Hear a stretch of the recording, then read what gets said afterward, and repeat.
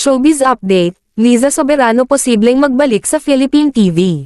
Usap-usapan ngayon online ang aktres na si Liza Soberano matapos kumalat ang balitang posible raw siyang gumawa muli ng project dito sa Pilipinas. Matatanda ang matagal ding nawala si Liza sa local showbiz matapos niyang subukang pasukin ang Hollywood at international projects.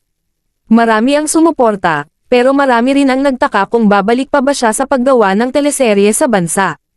Pero ngayon, mas umiinit ang usapan matapos lumabas ang ilang reports na may possibility daw na makipag-collab siya sa isang malaking TV network para sa bagong serye o digital project. Dahil dito, maraming fans ang excited na makita ulit si Liza sa Philippine entertainment scene.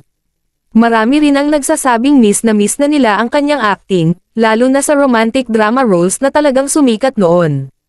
Samantala, may ilang netizens naman na nagtatanong kung makakatrabaho pa kaya niya muli ang dating ka-love team na si Enrique Hill. Hanggang ngayon kasi, marami pa ring supporters ng Lizken tandem kahit matagal na silang hindi gumagawa ng project together.